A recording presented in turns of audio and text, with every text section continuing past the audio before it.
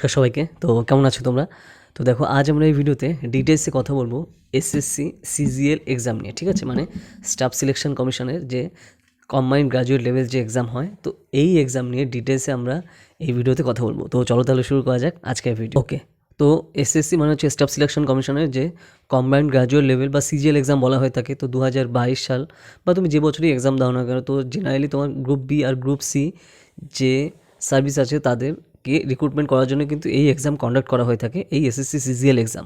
তো জেনারেলি তোমার ডিসেম্বর মাসের থেকে ফর্ম ফিল আপ শুরু হয় আর জানুয়ারি মাসে তোমার সেই ফর্ম ফিল আপটা কমপ্লিট হয়ে যায়। আর টায়ার ওয়ানের এক্সাম হয় জেনারেলি তোমার এপ্রিল মাসে। তোমরা জানো যে টায়ার ওয়ান, টায়ার টু আর টায়ার থ্রি এই 3 পার্টে কিন্তু বিভক্ত, ঠিক আছে, এই এক্সাম। তো জেনারেলি তোমার 18 থেকে 32 বছর যে এজের মধ্যে আছে যারা, তো তারা হচ্ছে এই এসএসসি সিজিএল এক্সাম দিতে পারে, মানে স্টাফ সিলেকশন কমিশনের কম্বাইন্ড গ্রাজুয়েট লেভেল এক্সাম। তো তার জন্য তোমার ন্যূনতম এলিজিবিলিটি হচ্ছে তোমার গ্রাজুয়েট হতে হবে যে কোনো একটা রেকগনাইজড ইউনিভার্সিটি থেকে ভারতের। বিভিন্ন টাইপের তোমার কিন্তু এক্সাম হয়ে থাকে তোমার এই সিজিএলে, মানে বিভিন্ন র্যাঙ্কের। যেরকম ধরো নেম অফ দ্য পোস্ট যদি দেখা হয় তাহলে assistant audit officer in Indian audit and account department. এরপর তোমার assistant accounts officer in Indian audit and accounts department under CAG, মানে হচ্ছে কন্ট্রোলার অ্যান্ড অডিটর জেনারেল। তারপর তোমার assistant selection officer in central secretariat service, assistant section officer in intelligence bureau, assistant section officer in ministry of railway, assistant selection officer in ministry of external affairs, assistant selection officer in AFHQ মানে arm forces headquarter, assistant section officer in ministry of electronics and information technology, assistant in other ministries department organisation, assistant section officer in other ministries, inspector of income tax in CBDT মানে central board of direct taxes, inspector CGST and central excise in CBIC মানে central board of indirect taxes and customs, inspector preventive officer in CBIC মানে central board of indirect taxes and customs, inspector preventive officer in CBIC central board of indirect taxes and customs, inspector examiner in CBIC central board of indirect taxes and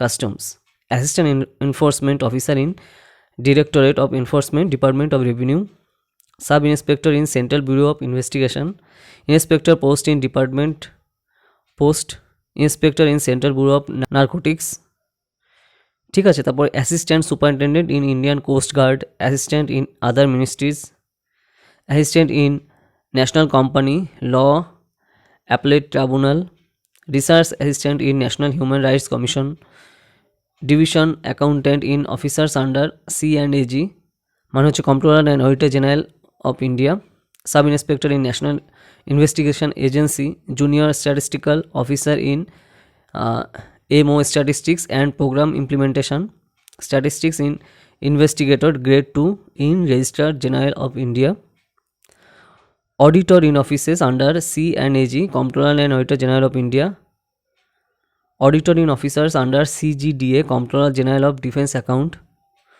accountant in offices under C&AG comptroller and auditor general of India, accountant junior accountant in other ministries department, senior secretariat assistant upper divisional clerk in central government offices, senior secretariat assistant upper divisional in ministry of electronics and information technology, tax accountant in CBDT central board of direct taxes, tax accountant in CBIC central board of indirect taxes and customs, sub inspector in central bureau of narcotics, ঠিক আছে। তো এই যেগুলো বললাম আমরা, এতগুলো কিন্তু difference রয়েছে, মানে এতগুলো কিন্তু সার্ভিসের মধ্যে কিন্তু তোমার এই যে জেনারেলি তুমি যে এসএসসি সিজিএল এক্সাম দাও, তো সেখান থেকে ক্র্যাক করার পর কিন্তু এই যে ডিপার্টমেন্টগুলো বললাম, এই সব ডিপার্টমেন্টে তোমার কিন্তু চাকরি হবে, ঠিক। এবার যদি আমরা এজ রিলেকশন দেখি তাহলে ওবিসিদের জন্য 3 বছর, SC/STদের জন্য 5 বছর, PWD জেনারেলদের জন্য 10, PWD ওবিসির জন্য 13, আর PWD SC/STদের জন্য 15 বছর, আর এক্স সার্ভিসম্যানদের জন্য 3 বছর কিন্তু তোমার সার্ভিস, মানে এইটা যেটা রয়েছে এটা হচ্ছে তোমার রিল্যাক্সেশন, এজ রিল্যাক্সেশন। তো এবার তোমার যদি কোয়ালিফিকেশান তো বললাম যে তোমার যে কোনো একটা ইউনিভার্সিটি থেকে তোমার গ্রাজুয়েট হতে হবে, ঠিক আছে। কিছু কিছু সার্ভিসের জন্য আবার যেগুলো তোমার যে এলিজিবিলিটি সেগুলো একটু আলাদা আলাদা রয়েছে, যেরকম জেনারেলি তোমার গ্রাজুয়েট হতে হবে।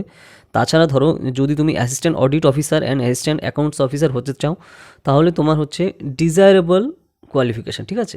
এমনি গ্রাজুয়েট হলে হবে, কিন্তু ডিজায়ারেবল যদি তুমি হতে চাও তাহলে CA মানে chartered accountant or cost and management accountant or company secretary or masters in commerce or masters in business studies, masters in business administration finance or masters in business economics এগুলো থাকলে ভালো হয়। তারপর হচ্ছে তোমার জুনিয়র স্ট্যাটিস্টিক্যাল অফিসারের জন্য তোমার bachelors degree in any subject 60% লাগবে তোমার হচ্ছে number, at least 60% marks in mathematics in class 12 or bachelors degree in subject with statistics থাকতে হবে তোমার, তাহলে কিন্তু সুবিধা হয়। তারপর যদি তুমি স্ট্যাটিস্টিক্যাল ইনভেস্টিগেশন গ্রেড 2 দেখো, তাহলে স্ট্যাটিস্টিক্সের উপর তোমার যদি ব্যাচেলার ডিগ্রি থাকে, ঠিক আছে, বা তোমার যদি কোনো সাবজেক্ট থাকে তাহলে সেটা খুবই সুবিধা হয়, ঠিক আছে। আর তোমার স্ট্যাটিস্টিক্স কিন্তু অবশ্যই তোমার 3 ইয়ার গ্র্যাজুয়েশন ডিগ্রিতে পড়া থাকলে সুবিধা হবে। এরপর হচ্ছে তোমার assistant in national company law appellate tribunal, এখানে হচ্ছে তোমার bachelors degree from recognise university আছে। ডিজায়ারেবল যদি বলা হয় তাহলে ডিগ্রি ইন ল, ঠিক আছে, লতে তোমার যদি ডিগ্রি থাকে তাহলে তুমি বেশি ডিজায়ারেবল হবে এই যে সার্ভিসটার জন্য, ঠিক আছে। এরপর যদি আমরা research assistant in national human rights commission দেখি, তাহলে তোমার ডিজায়ারেবল কোয়ালিফিকেশান হচ্ছে তোমার 1 year research experience in any recognized university or research institute or degree in law or human rights from recognise university থাকলে তুমি বেশি ডিজায়ারেবল ক্যান্ডিডেট হবে, ঠিক আছে।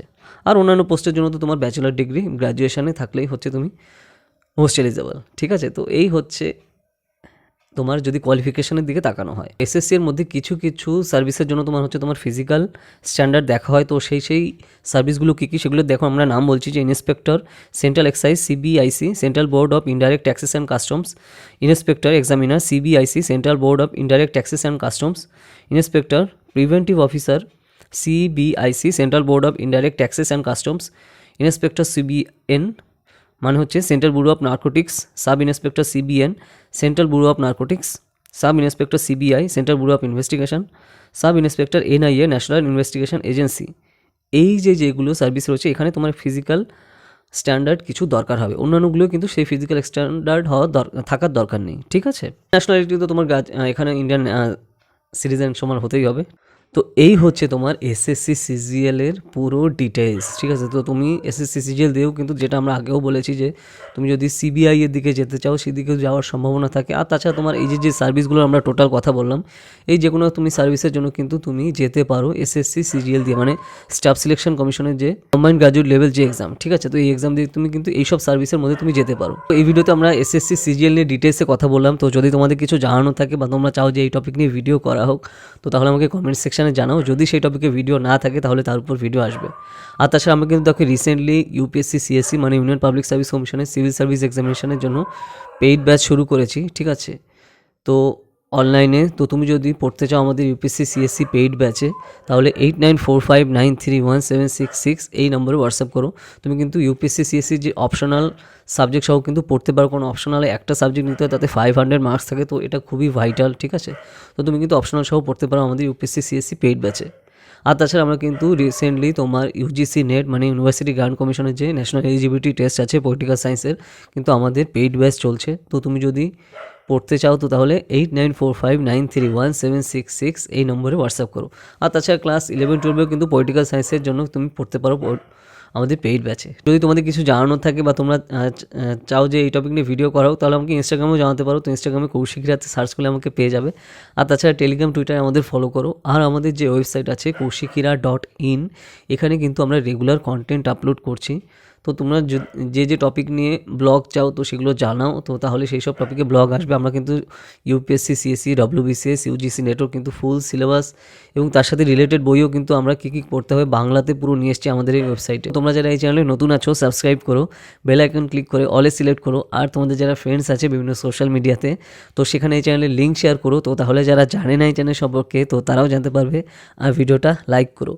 আর তোমরা কী কী টপিক নিয়ে ভিডিও চাও সেগুলো জানাও। আর তাছাড়া আমাদের এই চ্যানেলের লিঙ্ক বিভিন্ন কম্পিটিটিভ এক্সামের পেজে শেয়ার করো, যেরকম হোয়াটসঅ্যাপে, টেলিগ্রামে, ফেসবুকে যেরকম কম্পিটিটিভ এক্সামের পেজ আছে তো সেখানে শেয়ার করো। তো তাহলে কিন্তু অনেকের কাছে আমরা পৌঁছাতে পারবো, ঠিক আছে। তো চলো তাহলে আবার দেখা হবে নেক্সট ভিডিওতে নতুন টপিক নিয়ে। তো কী কী টপিক নিয়ে ভিডিও চাও তোমরা জানাও, ঠিক আছে। তো টাটা।